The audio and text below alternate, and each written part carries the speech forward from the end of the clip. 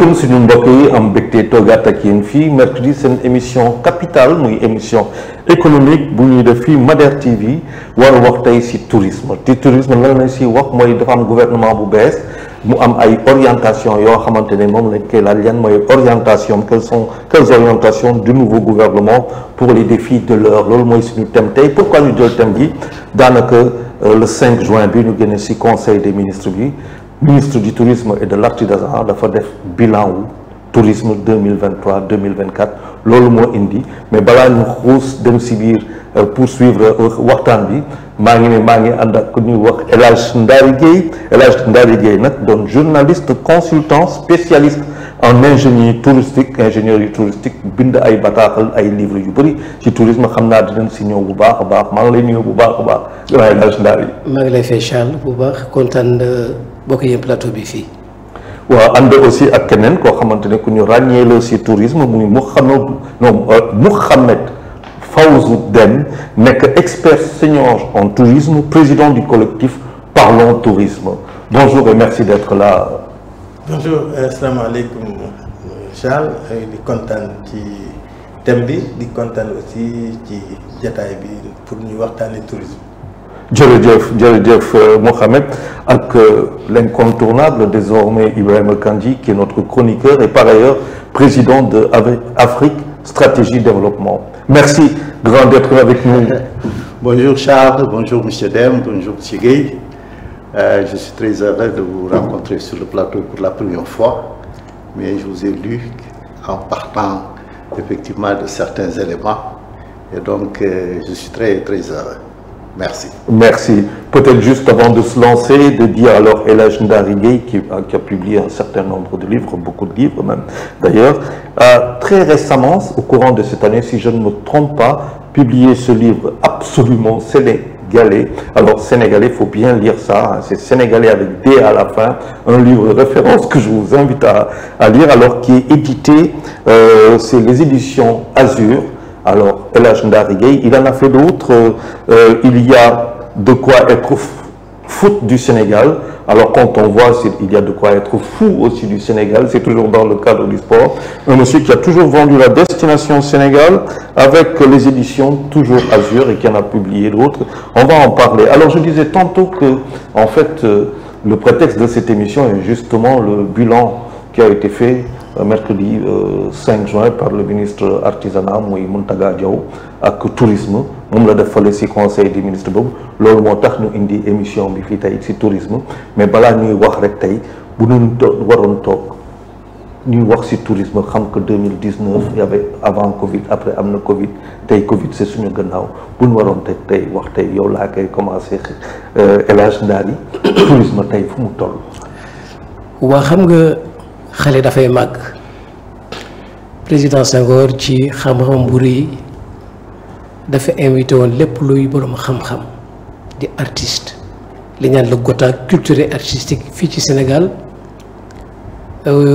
ci jataay yu ñuy woowee festival mondial des arts nègres yàlla dogal bi nit ñi ñëwee ci darajay Senghor moom succès boo xam ne bi Sénégal doxee fa siiw tourisme juddu waaye toll foo xam ni ba évoluer ba doon tey un business boobu jamono xëy na darajee Senghor dafa tolloon na noo xam ni on pouvait venir au Sénégal parce que simplement am nañu woy am nañu tur waaye comme ñi fi day màgg dafa laaj ko ñu structuré ko dende ay borom kàngam yoo xam ne tey dañ ko jàng mokkal ko te mën ko manager ñuy dem ba jimi jamono moo laaj nag beneen coaching boo xam ni nag ña nga xam ne dëgg dañ daan jël seen alal di ko ci def te nag jàng ko saytu ko ba xam ne li am na njëriñ ci réew mi ndax boobu jamono gannaaw la pêche tourisme moo ci nekkoon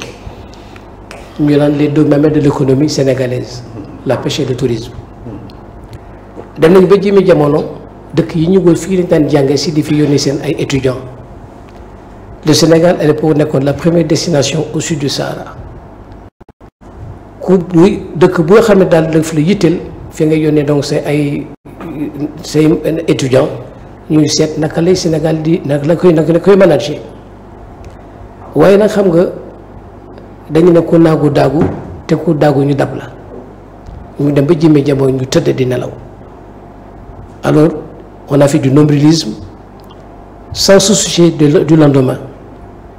Alors politique bi nag dugg ci, l'affairisme tam dugg ci, muy ñaari ñoo xam ne tey xëy na dañoo lëkkaloo. Kii bu yàlla dogalee mu nommé la day defee ne xëy na comme tourisme la rek dañ ko jàppee rek kuy doxantu te fekk liggéey bu am solo la bokk ci pàcc bu am solo ci économie. Ah oui, mais bu ñu la nommé ministre yaakaar nga ne rek daal booy dem ak ñëw yaa ngay liggéey ñu ni déedéet. Am ci nag aussi ay sénégalais yoo xam ne dañ fee toog dundee tourisme bi te dund lañu ko. ñu dem ba jëmee jamono ñii nga xamante dañ daan fi daan ñëw fas jom mel ni Cap-Vert Gambie gii daal di taxaw. Am na jenn dëkk joo xam ne tey ka fa nekkoon di Jerry Rawlings gëmloo américain ñu ci bari américain noir yéen seen cosaan gànnaar la même mu dul sax dëgg. ñu romb fii li nga xam ne on est le seul pays à avoir un symbole aussi important sur l'esclavage muy Gorée. Américain di romb Sénégal di romb Gorée dem ba Ghana Elmina Ghana di ci génn bu baax di ci gis boppam. Balaa loolu sax xëy na mbubboo nañu fi amoo un moment donné ni voilà ni xëy na le Covid ça ralentit effectivement, mais li ñëwee les destinations majeures ont su se relever. Le tourisme interne dans certains pays a marché pas simplement ñoom dañ ko xam njëriñam defar seen dëkk ba ci lu jàngoro ji law mën nañoon faa dem ba nga xamante mu générer tant soit peu des revenus. ñu na xalaatu na loolu tafu ci politique yi tafu ci affaires yi mooy de situation bi nga xam ne tey il est devenu un chantier. Il faut tout reprendre mënatuñu ajouter li naan du bazar au bazar. Barke Demba Ndiaye ci fi may daanelee jël nañu tey le ministre du tourisme yóbbu ko fii ci village artisanal rafetu naa jéego yi tànk yam mu def tamit seeti mbokk yi rafet na waaye béréb boobu dootul village village artisanal romb nañ ko. D'abord toboggan bañ fa def Iran difficile l'accès d'abord du village artisanal, mais jamono boo koy Senghor di def booba nit ñi bariwuñu waaye te xat ba nga xam ne la promiscuité waroon ko fa toxal tey yóbbu ko ci jam ñaajo mu nekk bayal bu rëy tous les corps de métier yi di ci gis seen bopp dafa ay jumtukaay yu mel ne restaurant yoo xam ni soo dee jëmee ci jógee fii waxtu lekk bu la jotee nga mën a dem lekk ji ce qu'on appelle des effets d'entraînement dans la chaîne des valeurs waaye yëpp moo leen wane ni la nelaw nañu te nag it chantier la boo xam ne nañ ko nag dénkaat ñi nga xam ne tey jii dañ koo xam def ci seen alal jël ay risques par rapport ay fonctionnaires yoo xam ne ci biir ngay toog di décider ci ñoo xam ni ñoo ci def seen alal. C'est ça le grand paradoxe du tourisme. Du tourisme sénégalais. Waaw monsieur Deme Mohamed lan laal bëgg laaj mooy que Senghor avait compris que le tourisme était d'abord une question d'invitation et de ça mu dem bëgg indi loo xamante ne muy FESMAN, le premier festival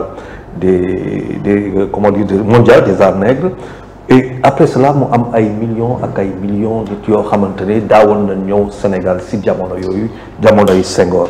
Tey bu ñu xoolee bu baax a baax c'est vrai que le tourisme pèse pour 300 milliards de francs CFA en termes d'entrée, c'est l'équivalent de 6% du PIB, mais terewul ñu ne que tourisme bi dafa yàqu. Est-ce que loolu après lu fii daal di wax fii est-ce que c'est pas un problème d'offre qui se pose de la station balnéaire sur un littoral de 718 kilomètres?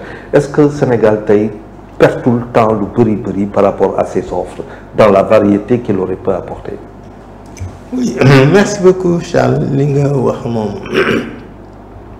dëgg la bu wér péng mais man dama am beneen jàngat bu plus profond que ça. Lan moo indi sunu sooxe ak problème bi nga xamante ni bi d'année en année muy gën a yokk mooy dañoo xamul exactement mécanisme tourisme ak naka lay tourisme di doxee ak lan moo koy doxal ak ñan ñoo koy doxal. waaw mën nga ko waxaat loolu ñu dégg ko bu baax a baax parce que doy na waat nga wax nga ne. damay àbb slogan bu bees bi ñëw ci ñoom Diomaye Diakhar Faye ñu naan toog muy dox. tourisme Sénégal ba muy doog a tàmbali nit ñi dañoo toogoon muy dox lu waraloon muy dox am nga lu ci junj am na lu ci ndari junj mooy on avait un grand chef d'État un visionnaire mu xam ne tourisme koom-koom la koom-koom bi jiitu ci koom-koom yi te moom daf ko daan wax mu ne la culture est au début et à la fin de tout développement. Le développement humain, le développement social, le développement culturel, le développement financier, ça passe par l'humain, doomu aadama mu concentrer lépp ci doomu aadama jël ñëpp ñi nga xamante ni bii dañuy yënguti ci cosaan ak aada ñii di ràbb ñii di dessiner ñii di létt ñii di fecc ñii di bind ñii di def des slameurs ñii di def ay poèmes mu dagale leen organiser leen fu muy tukki fu ne mu yóbbu leen wane ne lii mooy taaru Sénégal lii mooy am-amu Sénégal lii mooy xarkanamu Sénégal mu doon loo xamante ni bii mënoo koo jënd fenn wala nga lekk ko fenn wala nga naan ko fenn lu dul nga dagg avion ñëw biir Sénégal mën ko fee gis ci jamono yooyu toujours dans sa vision d'une économie sociale solidaire structurée mu créé woon lu ñuy tuddee les campements d'État mu am Ziguinchor am Fatick am Saint-Louis am feneen ak feneen ak feneen ak feneen ci côté boobu it bàyyi woon na parce que dafa jàng xam na ni tourisme ay facettes la Ndakaaru bu ñu nee tourisme mi ngi dox kenn du ko weddi parce que c'est un tourisme d'affaires un tourisme de congrès et un tourisme d'incentive un tourisme de la jeunesse lu mu laaj ci koom-koom ak ci doxalin ak ci tëralin bokkul ak li nga xamante ni bii moom la ñuy wax tourisme donc ba nga xamante ni bii nit ñi tuuru nañu alal ju bari dugg si na la ñu ci waroon a jël pour structurer ko maanaam xam lan mooy investissement xaalis bu bëri dugg na Sénégal comme ni nga koy wax te ba léegi boroomi xam-xam ak gëstukat yi koo ci wax ne entre 1966 et 1976 li fi dugg ci touriste moo ëpp li fi dugg ci tourisme entre 2000 et 2024. nga ne entre 1966 et 76. C'est 10 ans. C'est 10 ans. li fi dugg ci tourisme moo ëpp moo ëpp li fi dugg de 2000 à 2024. da ngay dem ci site comme ni nga ko waxee sànq rek de l'Organisation mondiale du tourisme dem ci CNUSED dem ci site tourismecanada.ca nga gis ne ñoom ci seen jëmmi bopp ñooñu gën a soxlaal gëstu xam suñu tourisme nu muy doxee donc fay yooyu mi ngi comme ni ma ko waxee sànq mi ngi déparé ci ñàkk xam naka lay tourisme di doxee kana ci bokk dans toute la chaîne de valeur à part ñi nga xamante ni bii c'est des hôteliers ñi nga xamante ni bii c'est des autocaristes ñi nga xamante ni bii c'est des guides ñi nga xamante ni bii ñoom ñoo nekk dans l'ingénierie financière ñi nga xamante ni bii ñoom ñoo yore la partie non visible te partie non visible boobu dañ koy xaaj ñaar nit dana dugg avion ñëw Sénégal te du doon touriste nit dana dugg avion ñëw Sénégal te du doon touriste. Absolument d'accord. donc bu fekkente ni bii yow dans le compte satellite. Oui. Qui permet de faire la différenciation de toutes les dépenses de la chaîne de valeur pour bu nekk nga dugal ko ci casier pour extraire ko comme l'or pur boo ko génnee ni nga koy extraire pour génne ci li nga ci soxla noonu lañu war a étudier les comptes satellites du tourisme pour mun a wax ne voici réellement la part du tourisme dans notre économie. Et donc loolu lu mu laaj Charles dafa laaj ay gëstukat dafa laaj ay borom xam-xam dafa laaj ay nit yi nga xamante ni bi dañoo xereñ ci à la fois la sociologie du tourisme, parce qu'on étudie à partir de ces comportements-là pour voir la consommation, mais également adossé à des industries, de l'industrie culturelle créative et l'industrie alimentaire dans la transformation de tout ce que nous cultivons ici. Dugal ci hôtel bu xëyee dana soxla nen, dana soxla soow, dana soxla meew, nga seet ñaata millions doomu aadama yooyu ñooy dugg ci biir dëkk bi, toute catégorie confondue, mu doon touriste ak mu ñàkk doon touriste, ñuy consommer. Et c'est la consommation qui permet justement de donner une force au rouleau compresseur pour nit ñi mën a liggéey, nit ñi mën a gis seen bopp, mais également ñu mun ci am lu ñuy gisee suñu bopp. Donc ñàkk gëstu boobu ak ñàkk taxaw seetlu boobu la ñuy toog muy dox ndax la Senghor jiwoon ba léegi c'est resté dans les mémoires. Et parce que pour revenir daaneel foofu la, quand tout est épuisé, quand on finit toutes les ressources, qu'est-ce qu'il nous reste? Il ne reste que la culture. Et c'est cette culture-là qui reste dans la mémoire de ceux et celles qui ont fait les beaux jours du tourisme sénégalais, qui les ont transmis à d'autres générations.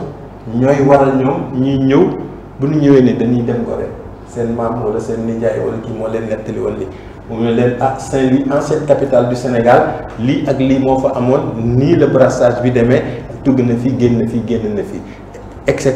Et aussi la partie sud de la Casamance, qui est une réserve extraordinaire de toutes les ressources. Fële nga xamante ni fii même au niveau mondial, les premières expérimentations du tourisme rural intégré, des campements villageois, de ce qu'on pouvait appeler la spécificité sénégalaise et à la fois africaine, fii lañ ko expérimenté en Casamance. te fii le départ au niveau des Nations Unies, ñu voté résolution et accompagné avec le Fonds européen, avec l'USAID et les autres, n'est-ce pas, pour faire en sorte que, n'est-ce pas, ces territoires puissent non seulement servir de relais aux économies locales, mais également de pouvoir s'identifier en tant que destination locale. Parce que quand on parle du Sénégal, on parle de la destination avec un grand D. Mais quand on parle de Saint-Louis, de Ziguinchor, on parle de destination intérieure avec un petit D, avec leurs spécificités culturelles, culinaires, etc. etc. Et c'est justement cette réflexion qui manque justement au niveau des stations de décision pour pouvoir vraiment mettre en place une stratégie de développement, de conquête des marchés européens, mais également d'implication des sociétés et des populations locales, parce que le tourisme ne se fait pas et ne se fera jamais en dehors des territoires et des populations. Alors c'est assez intéressant ce que dit Fawzou Mohamed. Ce qui est assez extraordinaire, c'est qu'on avait une approche analytique sous Senghor, les libéraux, parce qu'il fait quand même deux comparaisons entre une période qui est celle des socialistes, celle senghorienne, on dira beaucoup plus, parce que 1966, 1976, c'est Senghor, on est dans une approche analytique. Les libéraux arrivent en 2000, et il dit que pendant 10 ans, on a fait bien, Senghor a fait plus en 10 ans que deux régimes pseudo-libéraux de 2000 à 2024. Et pourtant, j'entends parler d'empirisme à la limite, parce que c'est de cela qu'il s'agit. Mais quand on est libéral, on sait que les mamelles, c'est la technologie, les 3T, la technologie, c'est le trading, le commerce et le tourisme. Alors, comment peut-on être libéral et ne pas comprendre ce mécanisme économique? Ben, Charles, je suis de mon content. Parce que ñu xam li ñuy wax ñoom ñoo wax te Sénégal loolu moo fi manqué gis nga su fekkoon ne dañuy bàyyi ñi xam di xamle kon ñëpp dañu dem ba xam mais su fekkee ñi xamul ñooy wax ñi xam dañuy noppi. C'est un domaine que je ne connais pas trop bien, mais mon approche ni ma koy attaquer c'est quelqu'un qui sait analyser effectivement des projets, qui sait décrire une situation, qui sait identifier peut-être des problèmes en fonction des éléments qui sont là. Man noonu laay defee approche bi donc du ma dugg ci domaine technique en tant que tel parce que je suis pas un expert en la matière donc damay bàyyi ñi xam di wax ci matière bi mais li ma xam dans mon approche en tant que expert en stratégie, incubation de projets et tout cela, c'est que mbir soo ko jotee da nga koy structurer. Mais avant de structurer quelque chose, il faut information, tu prends toutes les informations. Comme nous toujours, sur nous discuter, toujours, quand tu prends une problématique, vous démenez par exemple le tourisme. C'est le seul secteur, l'industrie du tourisme, qui englobe en son sein tout ce que tu peux penser en termes d'activité, que ce soit l'activité culturelle. Tu retrouves le tourisme. C'est incubé, c'est-à-dire c'est dans le tourisme. Tu peux l'analyser comme un élément. C'est-à-dire une valeur, si on parle de chaîne de valeur, voilà un élément qui rentre tout de suite dans l'industrie du tourisme. Sodjelé, le social. Le social, c'est vous et moi, ce que nous vivons dans les quartiers et tout cela. Ça rentre dans le tourisme tout de suite. Et en général, man defar man na yak. Donc il faut que nous regardions la psychologie même des gens qui sont partie prenante du tourisme. Même sur des métiers architecture, tu le retrouves dans le tourisme. Sur des métiers l'industrie de la construction, du tourisme. Même la santé. Tourisme médical. Tourisme médical. Le sport. Tourisme sport. La plaisance. La pêche. Tout, tu retrouves de tout dans le tourisme. Donc c'est... Canoë, kayak. C'est en réalité, enfin, le secteur le plus complet que je vois. Alors, le fait de comprendre tout cela, c'est pas donné à tout le monde. Il faut que tu aies une base pour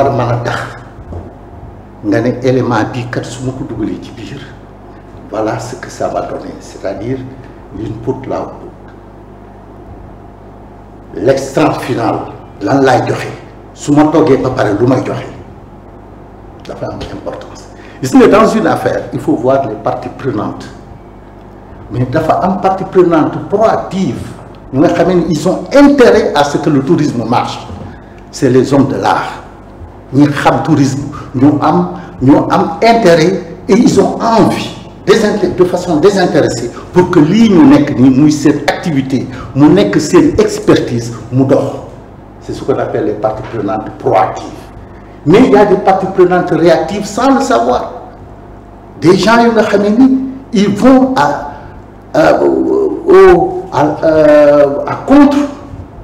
contre-courant de ce qui est en train d'être fait.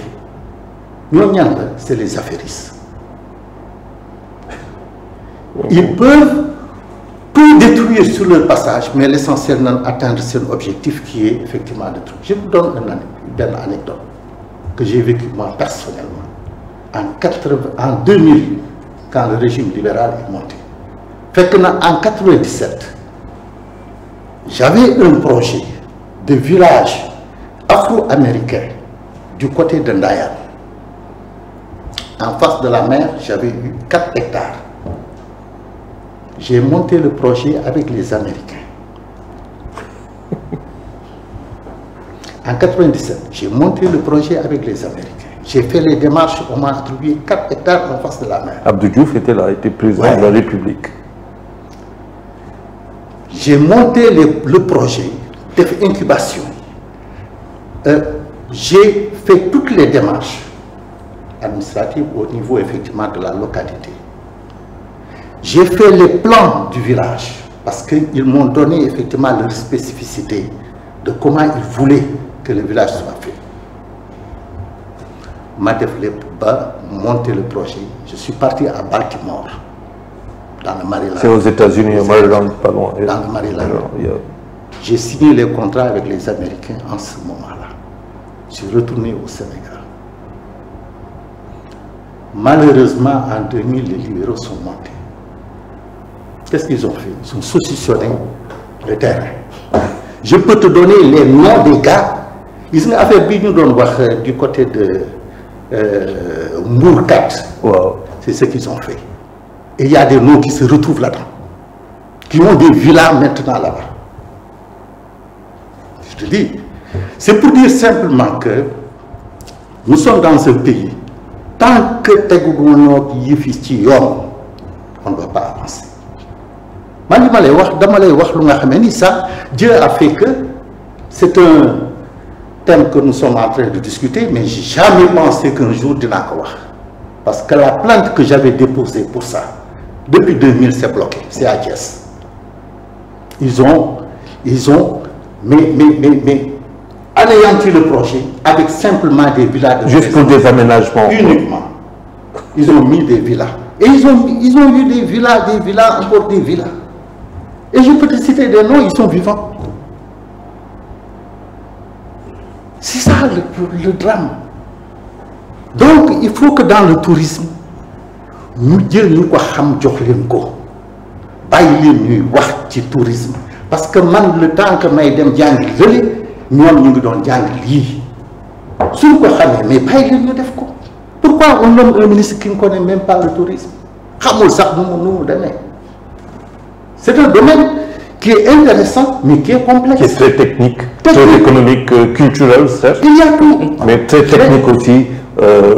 Mais justement, on connaissait, Grand Dari, on connaissait identité tourisme au Sénégal, on savait que Senghor c'est l'invitation, contenu culturel, je fais venir du monde, des biens, et donc la circulation monétaire, forcément.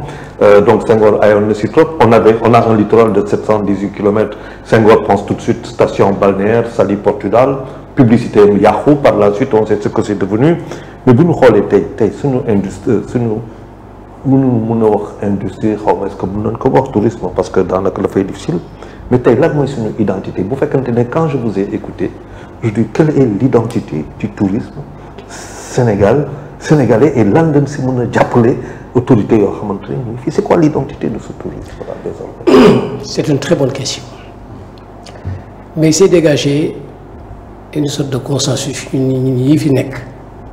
en parlant de culture.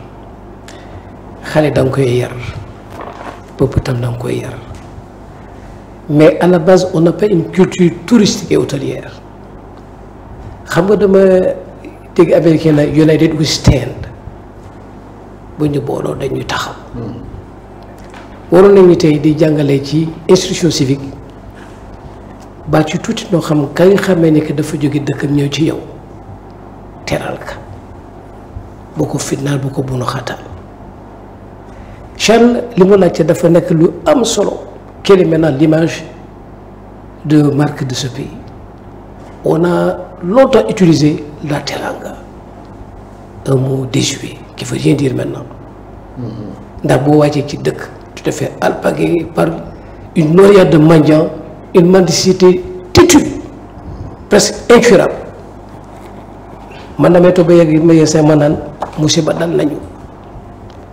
Parce que vous avez CDAO, alors on supprime les frontières, circulation des personnes et des biens, mais tant que l'anarchie, on ne fait pas de la xénophobie. Mais qui dit que tu dis que amul liggéey amul dara ndax Sénégal yalwaan dox na fa mu ñëw mais le muy ñëw mu ngi lay tam yàqal ndax boo ñëwee tey finalement tu te fais alpaguer à chaque coin de rue nit topp la marchand ambulant bi te taxaw ne fa la bu nga jënd alors agression yi sa waxuma ko kon ban image la ñu amati li ma ci gën a nag naqadi mooy wax na wax joo xam ni Mohamed Fawzou ni Senghor parce que le tourisme est un produit d'exportation. C'est à l'arrivée où tu consommes ce que tu as payé en amont. Senghor jamono daa daan yóbbaale les balais. du doy waar. Je me rappelle am na ci kenn koo xam ne ci son solo de Djembé a été primé meilleur solo mu nekk ndam ju rëy ci ñun théâtre bi dox la culture du dox parce que comme c'est au début à la fin de tout développement il fi di dox. Senghor a été le meilleur vecteur de promotion de la destination Sénégal sans peut-être y faire attention.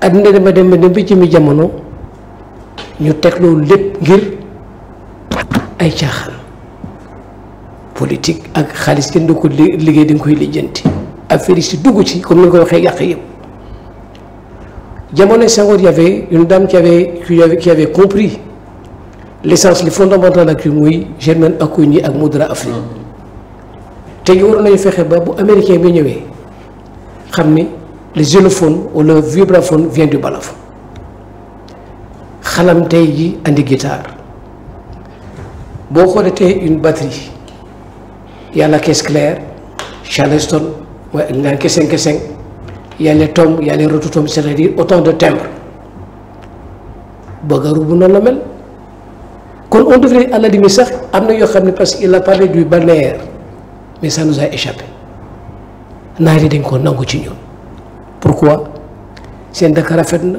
gëm nañ ko ñu ngi koy toppatoo di ko nettoyer wax leen ni leen kii ñëw fi tey fit bu ne ko fi na mel na ko jàmm kon di nga sawar a ñëw ndax tubaab dafa naan ci bu boira te tubaab tam ne na on n'attire pas les mouches avec du vinaigre boo ñëwee gis fa lu la yéem ci jàmm ak salaam un prix alléchant.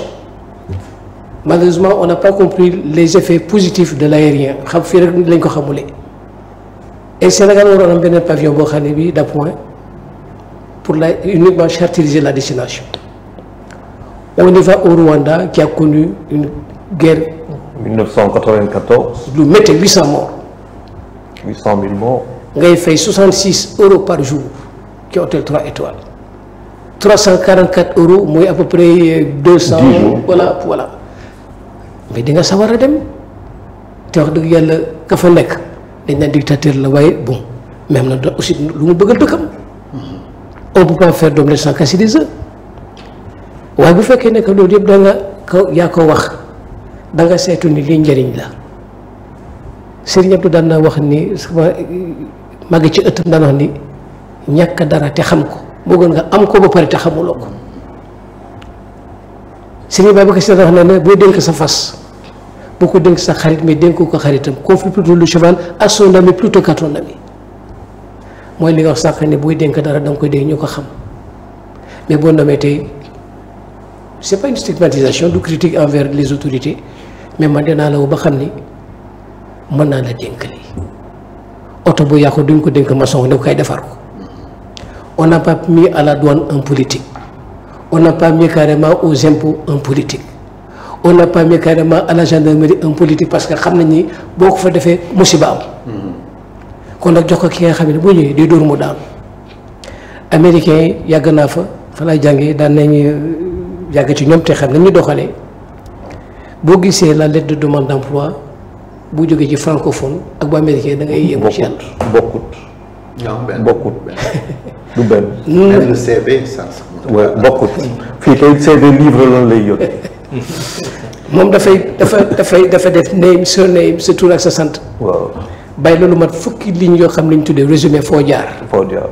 nga ne man Charles dafay jaar naa fii ba mu wóor la ni buñ la joxee te boo di menuisier buñ la joxee pont boo dóoree mu dugg waaye bu dee diplôme bi kese buñ joxee pont boo dóoree bant baxaar soxlawuñ la mais fii dañ ñëw xëy jékki-jékki jox ko ñu ko xamul parce que te balaa ma am encore li firnde ji ma lay jox c'est soi-disant diplômé machin technicien qui sont ay dans le cabinet ñooy bindal ne fi romb ñi nga xam ne dañ ci def seen alal te yaakaar naa yooyu ma naan am nga xam-xam xanaa boo retraité war a mën a monter sa benn business bopp wax ma ban fonctionnaire bu nekk ci département bi moo toog ba xëy retraité ñun la moom bi campement il est consultant ici et de renommée boole ci amul. loolu moo tax ma ne ce secteur il est tutoyé joxuñu ko gëddaam. gis nga dinaa joxe ñaari exemple balaa may daaneel ni seen ñàkk xarañteef si les gens vraiment y a une indigence en matière de promotion il y a pas d'inventivité. jamono rallye Paris Dakar c'était le rallye le plus regardé le plus célèbre du monde nga xam ni tous les jours tey jii toutes les chaînes de télévision du monde parlaient du rallye Paris Dakar nga mënoon jël tey quelques images du pays en encoche.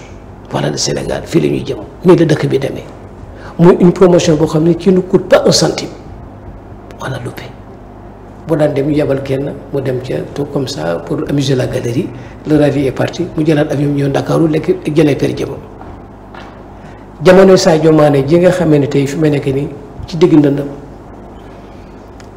Liverpool aurait pu amener ici drainer du monde comme fait actuellement pour Kagame il donne 10 millions d'euros au Paris Saint-Germain pour un contrat des maillots floqués et puis au niveau de l'épaule visite Rwanda. Arsenal est plus coté que le PSG, là-bas c'était 12 millions d'euros.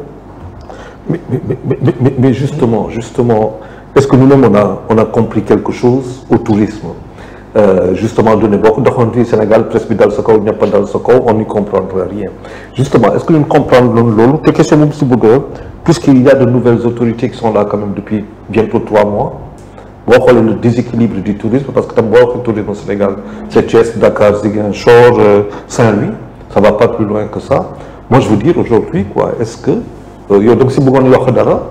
waaw foofu noonu c'est-à-dire identité bi nga doon wax cosaan lan la ñu mun a jëmmale suñu tourisme foofu mooy li ma waxaat rek foofu laay gën a ñëw parce que émission bi c'est pour tamit ñu jàppale autorités yu bees yi ñu mun a joyanti parce que ñoom nee nañ jubal jubbanti tourisme bi liñ ci war a jubbanti dafa bëri mais fi mu war a tàmbalee mooy ci xam-xam bi parce que bëgguma joxeñ kenn mais damay jox exemple bu doon 100 personnes ñooy yëngatu ci tourisme Sénégal yëpp dama ne 90 yi xamuñu ko.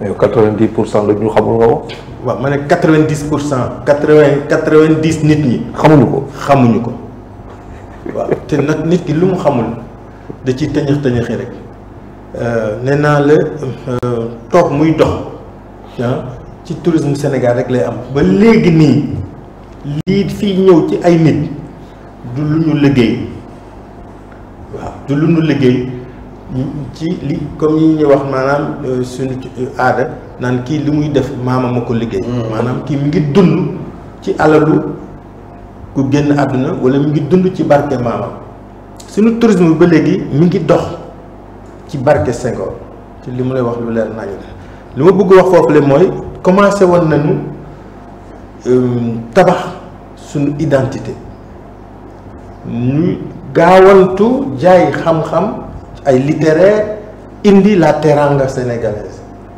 mais teranga sénégalaise boo ko seetee ci suñu cosaan ak ci lu muy tekki ci ay façon yu bëri dafa lay réeral ñun ci suñuy gëstu man mi di wax yow bind naa ñaari téere sama premier livre bi ma bind sur le tourisme c'est un livre de 390 pages le second parce que moi éclairage sur le tourisme sénégalais il n'est même pas vendu au Sénégal et il fait partie des tops à l'étranger c'est la Fnac qui vend c'est e-book qui vend je le vends aux États-Unis en France. Kan moo ko édité édition universitaire européenne voilà le second bon tudd na si léegi le tourisme sénégalais piégé de Senghor la couverture c'est Senghor Abdou Diouf Abdoulaye Wade Macky Sall et un point d'interrogation sur le prochain qui devait venir parce qu'il n'avait pas encore de nom foofu li ñu ne touriste gan teeru teral gunge jox yóbbal c'est ça notre identité gan teeru ko waaw teral ko waaw gunge ko mu ñibbi buy ñibbi jox ko teraanga. Je te coupe la parole avant que je répète le fil. C'est l'AIBD. Accueil, information, bagage, diligence. Moi, AIBD. léegi loolu buñ si liggéeyoon et liggéey si mënuloo ko def te population yi bokk nu ci. mais aussi population yi pour ñu bokk ci maanaam il faut nga xam il faut nga xam naka la tourisme tëddee ba léegi ñun dans nos institutions le tourisme n'est pas une compétence transférée c'est une compétence centrale. Oui, mais ça doit... Et tant que ce n'est pas une compétence transférée lañu ci war a dox ak lañu ci war a liggéey du mën a nekk parce que bala nga naan naam nekk fa.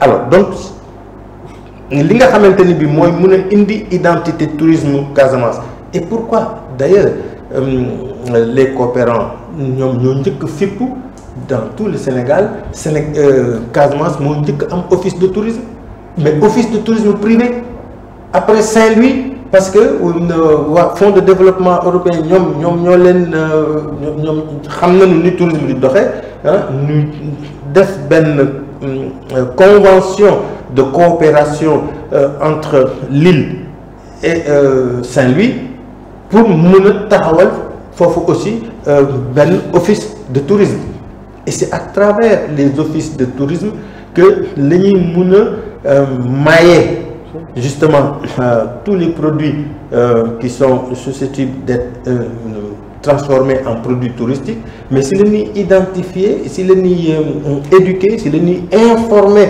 population yi les valeurs sociales du tourisme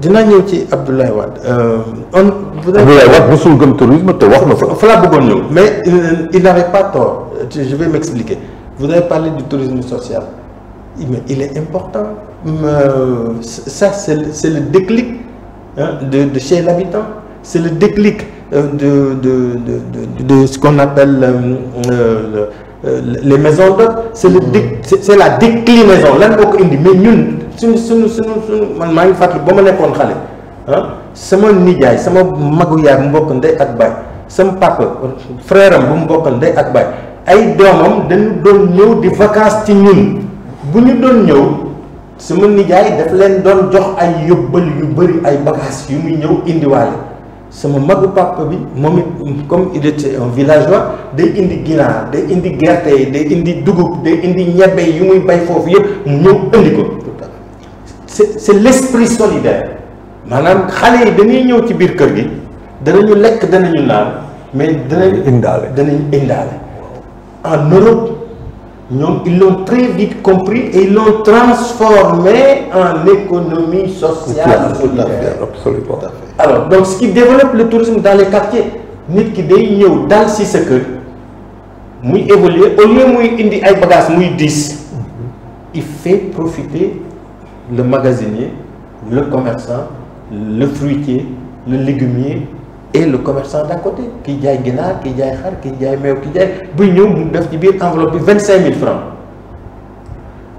kooku c'est autour de la famille donc l'argent circule et on fait travailler et mu dem ba moom développement boobu jox ko un esprit de business il crée la chambre d'hôte bi nga xamante ni bii moo daan am Ndar di ko am Joal di ko am feneen nga xam ne boo ñëwee dañ naan kii añu gan la kii néegu gan la jamono dox ba ñu war ko monnaie waaw état ñëw jàppale leen waaw dans chaque maison mu am 2-3 chambres d'hôtes bu ñëwee mu jaxasoo ak famille bi et ça c'est de l'immersion c'est le tourisme local à la fois intégré. Économie circulaire parce que li ngay wax parce que dafay néeg ba dina fa am lal te loolu donc ce qui fait que ne ñoom dañuy am des revenus additionnels même bu fekkente ni bii comme bu njëkk nos mamans étaient des ménagères daaw ñu woon liggéey dañuy dem togg ñu toog ci biir kër bi papa bi moo doon dem liggéey donc ça générait une activité économique. Maintenant du point de vue foofu la nit ñi borom xam-xam yi nga xam ne ñoom ñoo waroon incuber créer des stratégies pour les développer, pour les encadrer au niveau de la direction de la réglementation touristique pour ñu mun leen a identifier amal leen plaque et surtout que Saint-Louis ñu ne dans ce quartier-là cette maison-là en 1800 nangam a été la maison de X, la maison de Y.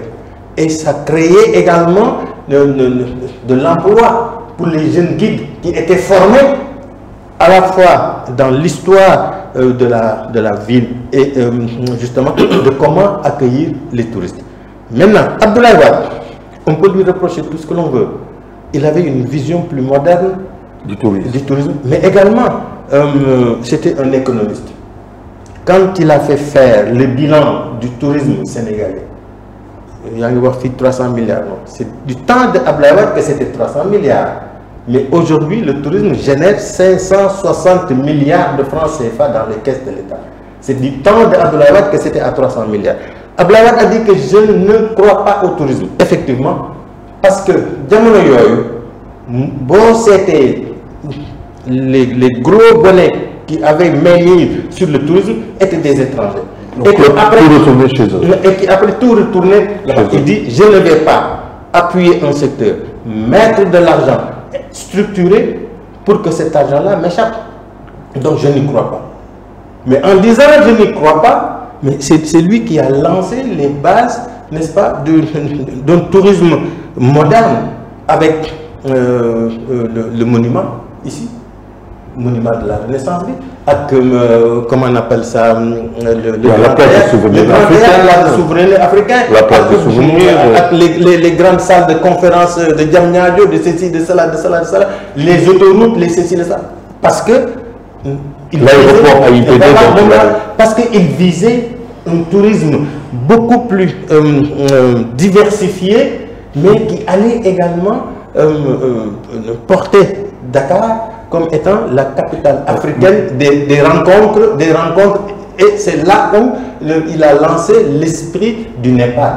Oui, mais alors, mais de ce point de vue aussi, on peut retenir quelque chose, même si c'est vrai que j'ai jeté une pierre un pavé dans la mare libérale, mais quand même en 2019, je veux dire, on est à 1 600 000 touristes, on n'a plus jamais fait 2-3 millions sous Abdoulaye Wade. Tout à fait. On n'a jamais fait ça. On n'a jamais fait ça. Mais il a jeté les bases des infrastructures qui permettent de se projeter pour un tourisme beaucoup plus performant au niveau des infrastructures. Maintenant, est-ce qu'on a eu assez d'ingénierie financière, assez d'experts en la matière pour pouvoir discuter sur la transversalité du secteur? Parce que comme il l'a dit, tout est dans le tourisme et le tourisme est dans tout. Maintenant, ce maillage-là, pouvoir le mettre en exécution, en harmonie comme de la musique, mais il faut que chacun y mette du sien. Et c'est ça qui a manqué. Donc, ce qui fait que kenn ku ci nekk tëgg ndëndëm, kenn ku ci nekk di nodd noddam naan man la ma xam. Mais fii au Sénégal aujourd'hui, pourquoi le tourisme ne marche pas? Parce que le tourisme est basé uniquement sur l'hôtellerie. Les gens qui ont beaucoup plus investi, parce que l'investissement lourd se fait au niveau de l'hôtellerie. Et ceux qui ont investi te disent que celui qui paye commande. Et celui qui investit le plus, c'est lui le patron. Donc, le patronat du tourisme sénégalais, aujourd'hui, c'est des Sénégalais bon temps, ils sont des hôteliers. On va y revenir. Mais pas le tête de train du tourisme. Mais on va y revenir justement parce qu'il ne nous reste pas tout. Parce que c'est par rapport à ce qu'il a dit. Je ne suis pas tellement convaincu par l'humour à développer ça. Pour la raison simple que un libéral, c'est quelqu'un d'abord qui a un principe, qui a l'esprit d'entreprise, qui veut favoriser l'éclosion du secteur. Et ça n'a pas été le cas. Mais lii mu wax sànq ci le socialisme africain comme disait Senghor nga jógee Ndar ñëw seeti say mbokk andi yóbbal d'accord, mais maintenant que l'idée a évolué au point maintenant de prendre un aspect mercantile, mais bu fekkee ni tey chez l'habitant da nga ñëw fay fa mais il n'y a pas de fiscalité. Normalement, un office du tourisme, l'agence de tourisme qui est à côté, c'est là où le propriétaire devrait aller se faire recenser. Moi, mes agents carrément qui contrôle. Comme les filles pour les nuitées, pour madame la taxe de 1000 francs chaque nuitée et tout ça, chez l'habitant, beaucoup aussi le problème dans le tourisme. Parce que dans les aéroport, dem de que faut ramener filet d'offre et taxe d'offre dara. Oh, vous comptez une enseigne reconnue par l'État. Moi, dans la localité, un office du tourisme qui contrôle. Comme la digitalisation de l'impôt, nous avons le quartier bi attend de maison, tu dis, qu'un rich, il y a un fait, mais qu'un rich. Mais est-ce qu'on n'a pas voulu une chose aussi et son contraire? Bon, on fait développement tourisme, mais on se rend compte que, par exemple, en 1999, il y a les socialistes qui sont là, 2 millions, et du jour au lendemain, on a une explosion du loyer, du prix du loyer, et donc personnellement des coûts de production. Pour ramener au Maroc, hôtel Boum fait tabac, bon, au Sénégal, il faut payer 2 fois plus pour le tabac, même hôtel. Bon, les coûts d'électricité, c'est 2 fois plus cher. Bon, sur nos taxes aéroportières, il y en a beaucoup. Bon, sur nos vols intérieurs, quasiment il n'y en a pas du tout. Alors que le Far West, comment dire, j'appelle Kédougou, la Californie, le Sud, c'est. Est-ce que de ce point de vue-là, justement, on n'a pas créé des goulots d'étranglement par ailleurs pour plomber le tourisme comme véritable politique à la vie volontariste? Xam nga àdduna si dox da ngay nit ñi di réfléchir soo demee américain mu ngi réfléchir soo demee canadien français nangam sangam les rwandais ainsi de suite ku ci nekk di utiliser matière grise pour créer son modèle d'affaires. Tourisme, il m'a comprendre. Moi, il n'y a pas un tourisme qui est semblable à un autre tourisme. Si on dit le Sénégal, il y a un différencier Gambie. Parce que les sites ne sont pas pareils. Si on dit le Mali, il y a un différencier. Si on est qui amour gate, mais il y a un c'est ce qu'on appelle l'offre. Voilà, l'offre d'offre. Donc, le modèle d'affaires, le modèle d'affaires, ça prend des ressources. Le tourisme, il y a pétrole et gaz. Mais la seule différence, c'est que le pétrole et gaz, le tourisme de guerre, les ressources touristiques de guerre. Monsieur Kandi, ce n'est pas par impolitesse. Je vous emboîte le pas. Et je prends l'exemple du roi Salman d'Arabie. Voilà quelqu'un qui a très bien compris l'Ingaïwani et qui s'est projeté après la pétrole en amenant la crème du football mondial. Tout à fait.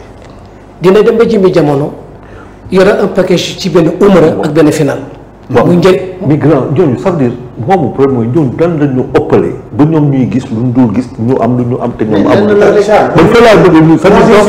appelons, moi je suis membre du comité de réflexion de Saoudi 2039. Oui. Je suis le seul Sénégalais africain qui travaille avec le Royaume d'Arabie Saoudite sur les projets touristiques. Mais je veux dire,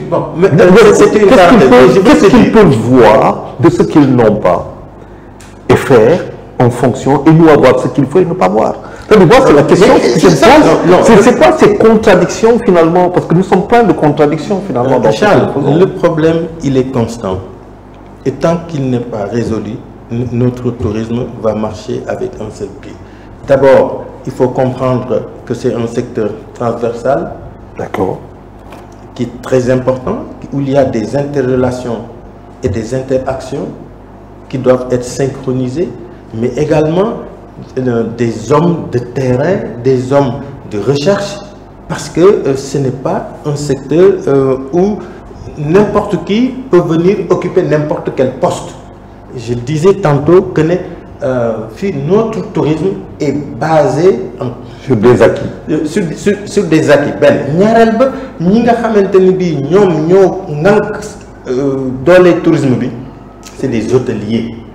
C'est des hôteliers, il faut l'accepter, on l'accepte. Et ce n'est pas l'hôtellerie qui fait le tourisme. Raison pour laquelle ce n'est pas l'hôtellerie qui fait le tourisme. On a parlé tantôt de l'offre.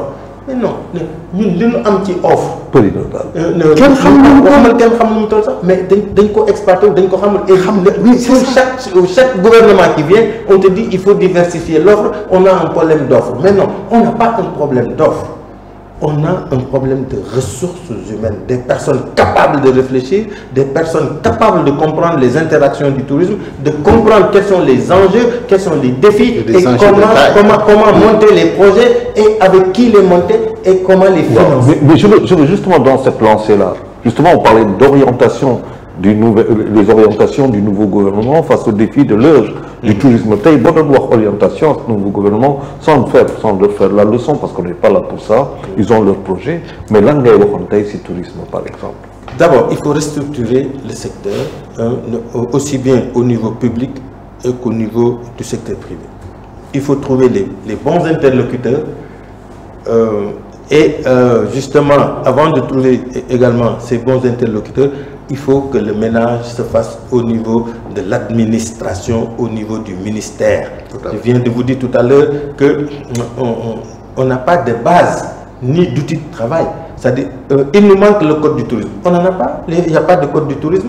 Sans le code du tourisme, deuxièmement, la restructuration de l'organigramme même. Tantôt, je viens de vous dire que les services régionaux, ils dépendent. Regarde, ça c'est une aberration. Les services régionaux dépendent des gouverneurs, mais ils reçoivent des instructions du ministre du Tourisme. Alors que le service régional du tourisme doit s'occuper des problèmes régionaux, être en relation avec les acteurs locaux, développer des stratégies, les accompagner, remonter les projets, les problèmes, les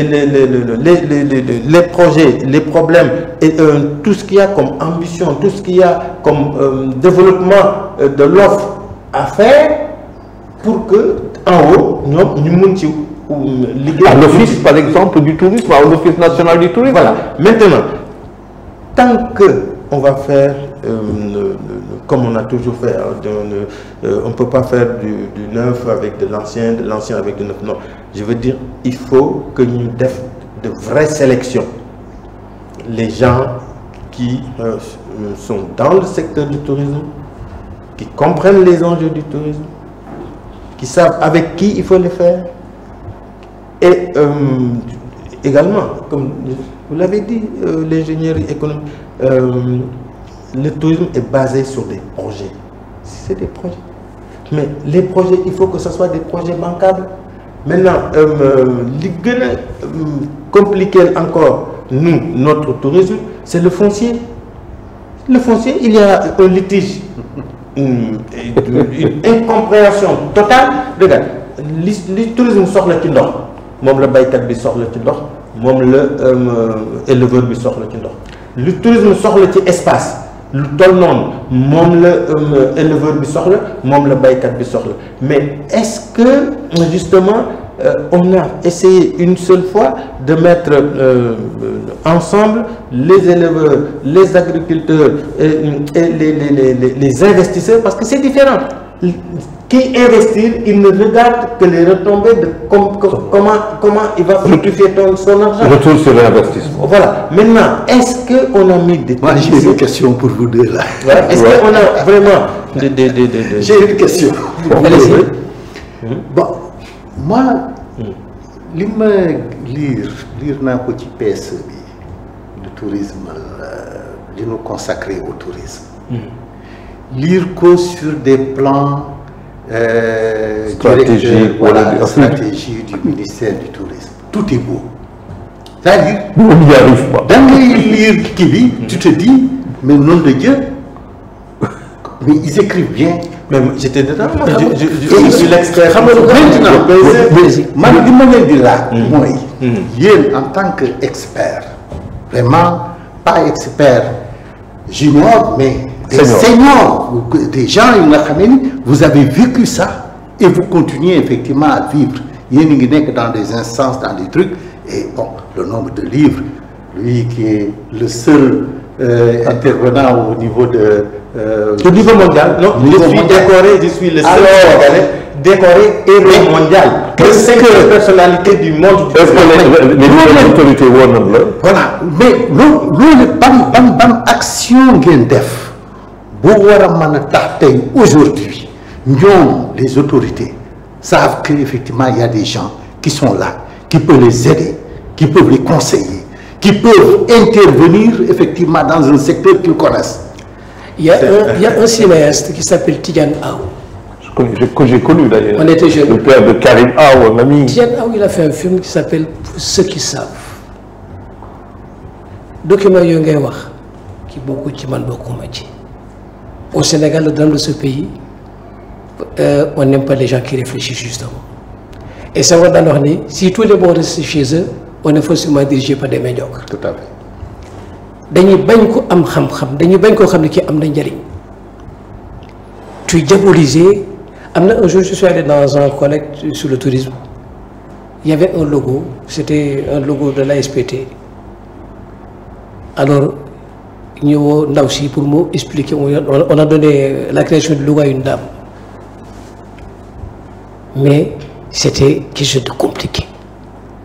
Parce que, comme disait l'autre, tout se conçoit bien. Alors, C'est ancien. et les mots pour le dire viennent aisément. Ça saute aux yeux.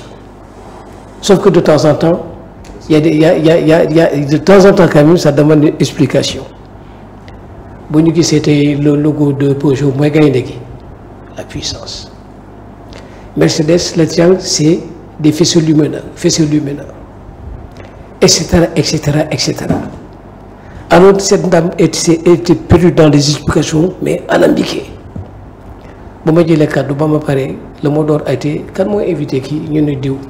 Boum fi ñëwateeti man jamono ji ma nekk très actif dans la presse et j'ai monté le premier tabloïd en quadrille sur le tourisme tout d'Azur qui a tenu pendant 2 ans sans subvention ngir bëgg ko mu doon passion say moom mosaane benn article su ma mosaane ñëw ministère ba dañ may daw di wax ci man loo xam ne kenn mën na ko nettali waaye dafay yàqal ministre bi nanga mag te man mënumaa yàqal kenn ci àddina je suis trop petit pour yàqal nit yow ko yaay def li lay yàqal mais du mënuma ci yow dara mais le drame comme je l'ai dit tout à l'heure bu sa oto yàqu ngay woo maçon du ma sa faju su bopp di metti ngay faj tànk doo ma sa wér ci àddina dafa am ñu ko ngànk ñoo xam ni tey c'est les mêmes têtes depuis au moins 30 ans des gens yoo xam ne tey jii dañ ko coloniser te dugg ca metti na trop. Le président ñi fi mas a jaar tey il voit ces mêmes gens toppatoo ñu njëriñu Sénégal parce que balaa muy neex c'est bon pour le pays d'abord et c'est bon pour toi après. waaye ñoom seen jëmmi bopp c'est bon pour eux d'abord la ca des suñu yoon newu ci. mooy li ngay wax. Et quand tu lis cette littérature là tu es extrêmement étonné après c'est un flop. depuis je termine depuis yooyu document ngay gis. Le Sénégal va accueillir comme 3 millions de touristes d'ici. Pour dire la vérité, on en est à 400 000 touristes par an. C'est tellement... Beaucoup d'entre eux, ça calcule 400 000 touristes divisé par 12. Il y a 34 millions par mois. Si on a Airbus, on a 320 qui fait 350 passagers. xëy na du ñàkk mu war la jural loo xëy na ay 3 ou Airbus par jour comme 750 à peu près touristes par jour qui n'ont qu'à venir prouver le contraire. waaw mais c'est que lu may wax ni am na solo trop parce que la base c'était le Sénégal qui l'intéressait pourquoi mu dem Tunisie tout le monde sait parce que mu leen accueillir mais ça montre que c'était une première jupe mais je vous dis que tey je peux juste parce que le temps voilà l'actuel gouvernement moi j'ai battu campagne ñoom ba ñuy battre campagne man dama battre campagne autour d'un collectif qui s'appelle Parlons Tourisme. Nous avons fait 8 points de presse. Nous avons rencontré les candidats, comment on appelle ça, les prétendants. Nous avons un programme sur le tourisme, y compris les gens de PASTEF. Nous les avons étudiés. et nous avons comment on appelle ça fourni un mémorandum à partir de toutes les propositions ñoom ñëpp kenn ku si nekk malheureusement comme je l'ai souvent dit dans les plateaux ki gënoon a baax les programmes tourisme bokkul sax faf bokkul sax bon et ce mémorandum là nous les avons adressé à monsieur le ministre du tourisme bu bees bi mu ngi moom jox nañ ko bind nañ ko lettre jund nañ ko président de la République Diomaye Diakhar Faye man mii di wax ak yow je lui ai parlé de vive voix le lendemain de sa prestation de service de serment dégg nga on a fait un courrier boole si beneen document mémorandum bi ak demande d'audience yónnee ko on nous a fait l'accusé de réception ba léegi 0 on a fait un courrier bu ñu yónnee Diomaye yónnee ko ministre photocopier yooyu boole ko seeni accusé de réception ak le mémorandum yónnee ko le premier ministre Sonko mu defal ñu de décharge ba léegi ba sànq. Et puis moi ça c'est peut-être une petite parenthèse maag moom ñoo bokk fu ñu nekk fële ci King Fahd depuis je le vois tous les jours mais bu ñu yegsee ba démb ci guddi boo yegg booy génn dañuy bloquer ascenseur bi à partir d'une certaine heure kenn du taxawàllu ci hall bi parce que dafay yegsi. Justement dama bëgg ne tey quand on parle de tourisme on parle de sécurité justement c'est peut-être lié à un aspect sécuritaire. absolument maa ngi doon lire benn site boo xamante ne Canada la am na ñu ne daal Sénégal sécurité ci wàllu sécurité nañ si waxaat parce que justement peu sûr pickpocket à l'arraché amul lu ñu waxul les Jakarta loolu yëpp wax nañ ko si wax nañ aussi sécurité au niveau des frontières boo demee par exemple wax nañ Casamance waxati la vétusté des taxis parce que tey itam boo xoolee suñuy taxi boo xoolee suñuy aéroport boo xoolee lu bëri donc se pose un problème de sécuritaire se pose aussi un problème du littoral parce que tey bu ñu xoolee suñu littoral il est devenu un littoral résidentiel maanaam nit ñi doon dem tabax seen kër ba pare nëbbal la géej gi nga am 718 doo ko gis il y a le contenu culturel bon on sait que Senghor, c'est les socialistes, les festivals, il y en avait à foison, et on sait que c'est ça qui fait venir les gens. Tey boo waxee festival daanaka doo gis kenn doo sax dëgg festival bu ñu siy wax defe naa le dernier grand festival qu'on a fait mooy bu indi coow bu bëri fii ak le président Abdoulaye Wade. Alors si on n'a pas de contenu, si les offres ne sont pas connues, ne sont pas répertoriées, ba nit ñi xam ko amul amélioration amul problème réglé wul le problème foncier indi ñi dans une benn inclusivité yu demee noonu mais comment va-t-on faire du tourisme ce que les Indiens sont en train de réussir ce que Paris a réussi avant ce que le Maroc est en train de faire lu mu tudd Côte d'Ivoire bi bu ñu koy defee Tunisie bi nga koy defee ñoom ñëpp c'est-à-dire ñun qui étions bien mais vraiment en avance on se retrouve désormais les derniers sur beaucoup de points on se retrouve. mais bu amee tissu bu rafet bazin bu nga xamante ni bii 20 000 francs le mètre nga ko jëndee nga dem jox ko ab apprenti tailleur mu daggal ñawal la xaftaan mais boo ko solee ñëpp dañ lay rey. le Sénégal a tous les atouts. tous les instruments. parce que très franchement pour mun a doxalee. je suis peut-être un consommateur c'est-à-dire je ne suis pas un acteur du tourisme mais je consomme. dinaa jóg dem Saly dinaa jóg dem Djoudj dem truc découvrir ainsi de suite etc. Mais il y a 20 ans de cela bi ma dellu si waatee Saly parce que j'étais pas là bi ma ñëwaatee Saly j'ai dit ku ma fi doon may mètre carré soxla wu. waaw la dégradation de Saly par exemple. c'est parce que non mais loolu laa lay wax c'est-à-dire on ne travaille pas. Et comme effectivement les gens ku ci nekk yaa ngi wut sa yëfi bopp da ngay dem jënd sa 300 mètres carrés 500 mètres carrés tabax mais même les étrangers aujourd'hui font comme nous dañuy tabax di recevoir seeni famille di recevoir suñu truc suñu demee ne waa ce qui échappe à l'État d'ailleurs ce sont des gens résidentiels. Je veux juste rebondir ci li nga wax ni c'est parce que ça c'est déstructurer le tourisme waaye yëpp loolu la te teg ca nag it il a dit gisatuñu kenn parce que vous avez dit que tout à l'heure am na offre justement il y a pas d'offre On n'a ni offre, on n'a ni politique touristique nationale. Le Sénégal dans son entièreté est un désert événementiel. bu njëkk ba régates yaa ngi daan am dawra bi ni di am séance nëpp exercice bi di am tàkkusaanu Ndar di am fanaanu Ndar di am monument bi te waroon na fekk tey comme la Tour Eiffel ñu jaay ko bal populaire. bal populaire ñun bal nañ ci bal populaire. kii tey ce monument c'est un produit qui war nañ ko war a mën jaay mais boo tëdd di nelaw regarde le Cap-Vert qui est juste une petite île mais ils ont su développer le surf la pêche sportive amoon na fi tey jii am na ci na mu tudd tout ce qui est la baie de Hann qu'on a qui était quand même on tourne autour du pot xam-xam rek. alors xam-xam nga ñu ko xam. ñu liggéey ko ni ñu ko war a liggéeyee eh bien. fii rek la ñuy toll dañuy foraatu rek. mooy tëdd muy dox rek.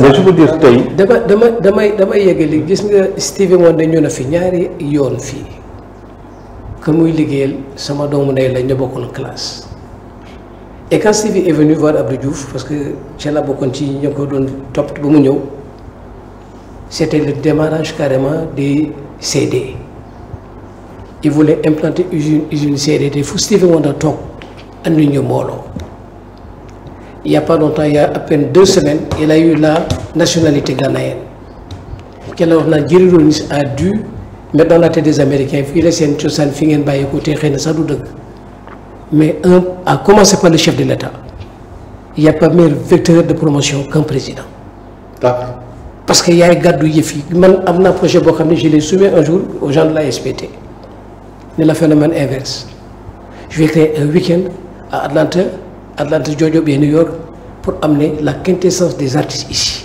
tous les acteurs du tourisme. Mon ami Mohamed Fawzo a dit tout à l'heure, le crédit, il est uniquement orienté vers l'hôtellerie. Quand j'ai vu le ministre du Tourisme, Amanako, on a eu du bon timir. On a crédit hôtelier, mais crédit des acteurs du tourisme, et là c'est inclusif. Mais il y a quand même des campements quand on va en Casamance, ou le Bodemé Sokone, ou le Bodemé Fenen, Somone, Akudeme Nonyup, Dingegis a des campements. Et puis tout d'un coup, de 1976, parce que on a vu le tourisme s'effondrer, on l'a vu, hein, des réquescences. Les Canadiens parlent de taux de criminalité élevé au Sénégal et donc demandent aux Canadiens de faire attention avant de venir. Et c'est valable pour d'autres pays. Est-ce que aussi de notre côté, au niveau de nous les médias, parfois, est-ce que nous ne créons pas aussi, nous ne produisons pas par ailleurs des articles ou disons des choses qui peuvent créer genre de psychose ou la peur de venir au Sénégal? C'est parce qu'on n'a pas une presse spécialisée. Moi j'ai été le premier, et les archives sont là, Monté Azur, mais dafa mel ne que dañ tey dañ maa seetaan. Je me suis battu sur ba ci yii ngir passion mais un secteur tey dañ koy jàppale. J'étais tout jeune, j'allais au lycée Vanvo, mais je me rappelle qu'il y avait la Sophie Sédite qui appuyait le secteur, plus tard relayé par la BNDES. tey waroon nañu tey toog ba créer une bateau banque uniquement pour le tourisme te nag def ci les moyens waaye dafa am mbir moo xam ne njëriñ la ju ñuy seetaan moo tax te mu mel nii tey moo tax su ma toogee ba gis yenn saa yi à chaque fois des salons te bu ñu def le bilan des salons da nga yëmu ci Yàlla ndax jëlee ñu fa dara on amène dans les délégations même des syndicalistes yoo xam ni qui doivent être de leur côté pour défendre les intérêts matériels et moraux de ses adhérents barke de mooy njaay fii le fonds Covid parce que dañ ko fàtte ci waxtaan bi Macky Sall bi di y a de xaw ma ñaata la woon est-ce que aggoon 3 milliards je pense pour le méridien je pense bien bu leen dàq kenn alors quelle a été notre surprise gis ni on a dégagé du méridien plus de 70 travailleurs nga teg ko fan boo yi nga xamante ñu pare des études de tourisme lan mooy seen chance. Mais il y a oui, mais attends, c'est assez complexe. Non, fonds Covid, gars, ils disent mais ils sont pas parce que c'était pas vraiment très clair dans la tête des acteurs. Parce qu'il y avait le crédit hôtelier qui n'a rien à voir avec le fonds Covid. Il y a le fonds Covid en lui-même et il y avait le fonds de garantie pour ceux qui avaient les garanties nécessaires pour la relance d'après Covid. Et ensuite, il y avait un autre fonds qui était un fonds d'accompagnement pour les, qu'ils appellent ça les... pour payer les salaires. Mais ça, c'est des employés. Voilà. Bon, et ça, là, et ça, effectivement, ñu bari dañ ko jël dugal ko dans le jargon du crédit hôtelier alors que c'est pas. Mais je veux dire ça n'a peut-être pas une forte incidence sur le tourisme. Simplement de l'insécurité là. Parce qu'en fait, je pense bien que c'est un point important. Xam nga insécurité soit amee dans un pays, il faut savoir effectivement l'identifier fan la jógee. C'est la crise économique. Et que avant soo gisee touristes yi di daw, c'est parce que les gens, enfin les bandits, les gangsters, les gens qui agressaient avaient comme cible les étrangers. Mais bi fi étrangers yi ñëwatulee, on a vu que ça s'est retourné contre les nationaux. Aujourd'hui, mais soo gisulee tubaab boo agressé, mais soo tourné gis effectivement un bon Sénégalais qui a quelque chose là moo tax bi ñu di wax affaire insécurité, parce que simplement la population qui faisait qui créait ce ratio d'insécurité par personne, aujourd'hui cette population a changé, a muté. Oui, mais monsieur Kandji, ça quand même je pense que ni bu ñu ko suivre topologique que nous fi ñëwati, je pense que li am ba des mooy une destination da nga koy aar. Je n'ai parlé ni war nañu inculquer dans le tissu social une culture touristique hôtelière yar nit ki ba nga xamee ni bu ñu nga jàmmal ko. Ouais, je voulais parler de ça parce qu'en fait, la Casamance, quand même, qui a beaucoup souffert, hein, parce que, avec le phénomène qu'il y a eu en Casamance, une demande d'indépendance, indépendantiste, bon, qui a un moment, qui n'a pas concerné toute la Casamance, parce que sur les 600 et quelques villages qui sont deux, pour être précis, de la Casamance, c'était pas tous les villages qui étaient concernés justement par cette affaire, mais dans le traitement de l'information, peut-être que nous des raisons pour ne pas venir au Sénégal. Vous nous faites que de 2021 à 2023, il y a aussi des situations qui font que nous sommes compliqués. Mais par exemple, parce qu'on est quasiment arrivé au terme de l'émission, très intéressante, du reste, moi, tourisme. Bon, on sait que les fonds alloués au ministère du Tourisme, il y a donné 12 millions de dollars pour Arsenal, 10 millions, non, d'euros autant pour moi, pour le PSG. Sénégal xalaatu ko sax def fii patrimoine yi dal sa kaw et pourtant c'est un investissement. Mais tey maanaam bu ñu doon def tey ban budget ñaata xaalis yow bi xam si dara parce que xam nga que arabe yi ñu ngi teg ba tax di ubbi des possibilités de boîte de nuit et des choses comme ça pour que nous ñëw, c'est-à-dire qu'ils sont en train de penser à l'après-pétrole, hein, pour toujours avoir une mamelle très forte. Est-ce que tey le Sénégal ñaata xaalis la war a teg si kaw table bi si on peut avoir une idée et quels sont les changements vers lesquels il faut aller, mais si par exemple. Est-ce qu'il faut aller vers un office avec des offices régionaux directement, comment dire, sous la tutelle de l'Office national du tourisme? Absolument, absolument. Moi, il faut nous restructurer organigramme et fonctionnement administration tourisme. Nous avons en 1960, non le bindo amul ben amélioration. C'était au niveau du ministère, il y a ce qu'on appelle la direction de la réglementation, direction réglementation boblé. Eh bien, Dakar rek sax la yem te amuñu moyen, amuñu autonomie. Nous créons la direction de la promotion qui est au sein du ministère, mais en dehors du ministère, on crée un bras armé.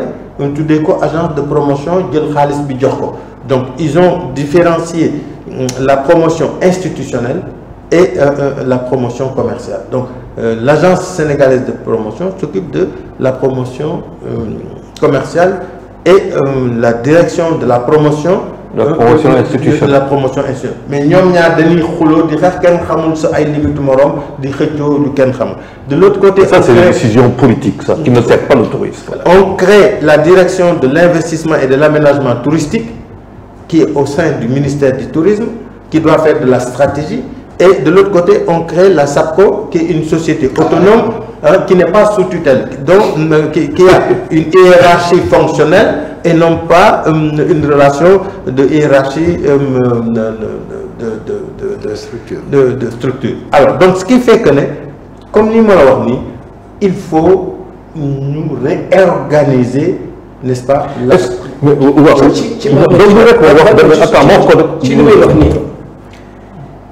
am na ci ay opposition yoo xam ne ce que j'appelle marcher avec le frein en main. Toi tu es ministre, chef de département, et qui Macky Sall la gisee on nomme un directeur d'une agence par décret.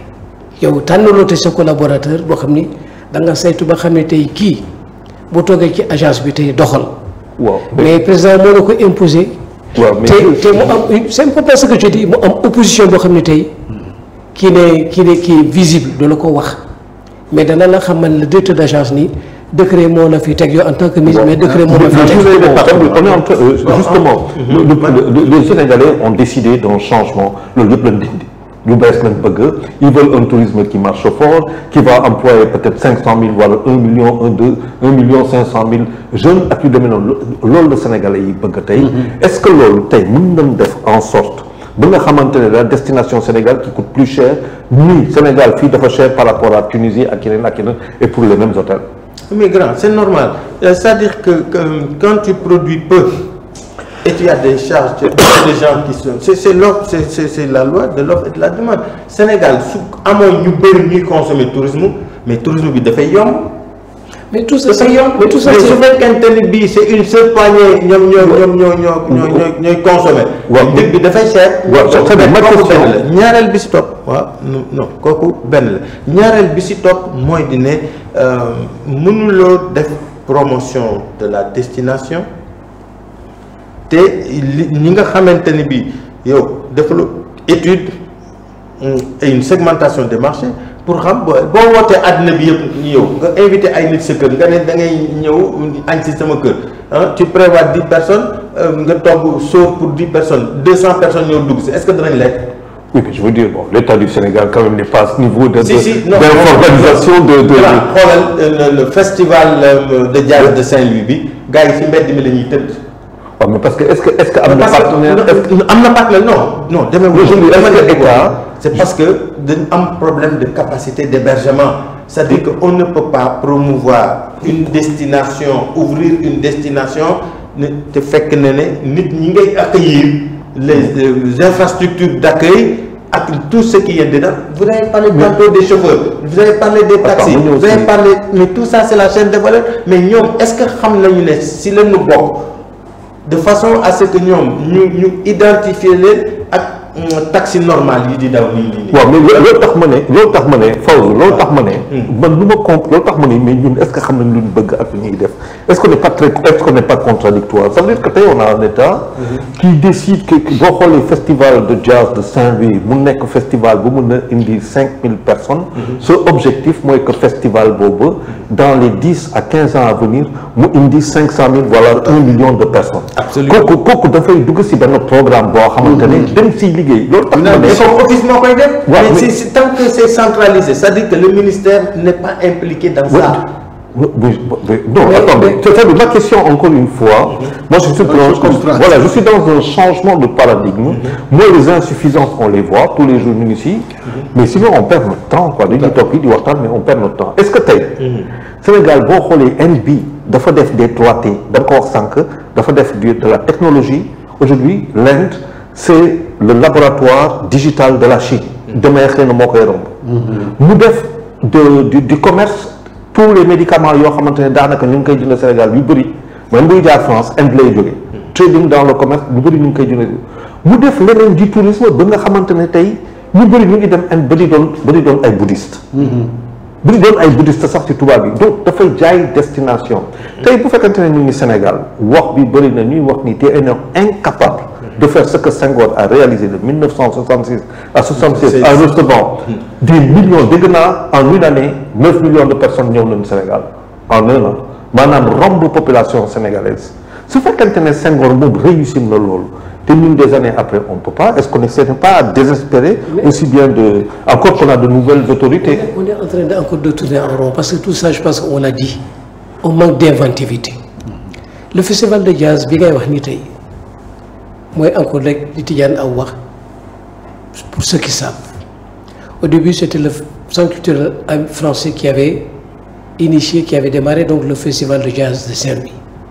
Mu ne ko en plateau relevé avec des têtes d'affiche mais mondialement connues. ñu dem ba jimee jamono ndar-ndar yi gis seen bopp ne dañ koy jël waaye d'accord nañu ba tey dañ koy jël waaye ne nañ fa andi loo xam ne tey surtout loolu ak lañ fa daan gis mu dépassé loolu mais il est inexpert ce festival de jazz. daanul da nga daan jógee Ndakaaru le matin ni yaa ca yaa xëy bi xenk mooy jaar tey ba tey xëy na weather report mooy jaar tey nga dem. C'est même pas une histoire de capacité encore d'hébergement, mais juste une seconde. Li bees tey di màgg te xëy na jaar bàyyi xel mooy le tourisme religieux parce que tey lu mel ni gàmmu burdu day taxaw ñu noppale ko benn bés ba ca topp muy gàmmu. C'est là où c'est intéressant tey de les infrastructures hôtelières en excentré génn ko Tivaouane ou génne ko Touba parce que mënoo ko fa def oto ci biir dëkk yooyu mais te xëy na en amont mën nga fa def yoo xam te ëllëg. On est quasiment arrivé, on est au terme. Il y a une wax, les Niassènes, c'est 400 millions de talibés en Afrique et dans le monde. À $1, 400 millions, ça nous fait déjà 400 millions de dollars. Loolu dafay indi lu bëri mais tey je veux dire ku wax tourisme aussi dafay wax déplacement dafay wax avion dafay wax train, on n'a pas de train pour dem Kédougou c'est la croix et la bannière on met des heures pour faire 700 kilomètres toute une journée avec des risques d'accident de ne pas arriver à Kédougou. Je veux dire loolu tax mu ne sànq dafa koy la grand Kandji, est-ce que Sénégal du dëkk buy dox sur la tête finalement, c'est-à-dire quand on sait ce qu'était le tourisme il ne l'est plus, on a un ministère du tourisme qui est nouveau, un ministre Mountaga Diaw. Je veux dire j'insiste sur cette question-là parce que je vois que je sais que même les émissions, dans toutes les émissions dont on parle, c'est la même question qui revient de ta part. Oui. Et c'est parce que sinon on répète les mêmes choses. Mais non, c'est que dans tous les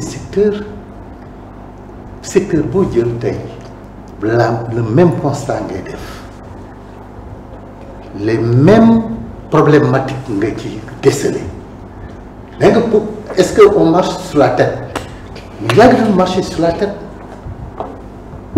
yàgg nañ ko def mais on s'est contenté effectivement d'avancer avec simplement de marcher sur la tête parce que la situation le permettait. Mais maintenant la situation ne le permet plus. C'est ça la nouvelle réalité. mooy dañ doon tëdd muy dox. tourisme te neexul ba neexul. li mu wax dañ doon tëdd. muy dox léegi nag dem nañu ba gis nañ ne doxatul ñu naan lu tax doxul. mais c'est parce que pour que mu dox xam nga on parle d'assises mais on va faire des assises en amplifié. parce que mais domaine boo dugg tey. C'est pas quelqu'un qui peut régler le problème. C'est pas deux, c'est pas trois. Il faudrait que les gens qui connaissent le métier, qu'on leur laisse réfléchir et qu'ils aient effectivement une mission qui est de réorganiser la chose dont ils sont experts. S'ils ne le font pas, on va chercher des gens dehors. C'est-à-dire ci biti indi leen ñu liggéeyal su liggéey.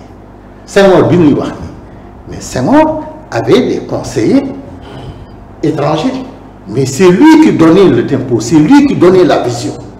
xamoon na li mu bëgg mais ñu ko doon dénk c'était des gens yi nga xamee ni ils avaient une obligation de résultat mais foofu la ñu wooye un leadership. Le leadership c'est pas quelqu'un qui sait faire mais c'est que il peut savoir faire mais il oriente. dafay orienter dafa leen di diriger mais il prend effectivement des gens compétents pour leur montrer la voie sur ba pare jiitu leen. Il faut avoir une longueur d'avance sur les affaires Les paradigmes ont changé, surtout. Il faut avoir une longueur d'avance. On avait une longueur d'avance, Senghor, sur le tourisme, on ne l'a plus. Le mot de la fin, oui. Cette longueur d'avance-là, m'ont épuisé. Alors, ça a plongé pratiquement tous les professionnels dans le... Mais on est des seniors, on a 60 ans plus. Mais la génération à venir. De quoi elle va profiter? Le dernier mot de la fin, longueur d'avance complètement, on l'a perdu? On l'a non seulement perdu, mais je pense que... Mais est-ce qu'on peut rattraper? Absolument. La situation n'est pas catastrophique à vitam aeternam. Je veux dire que, mais par contre, on a moi je ne compte pas, mais je me dis, il y a des talents dans ce pays. Bien sûr. Mais malheureusement, on voit les mêmes personnages, les mêmes têtes. Imagine depuis 30 ans, je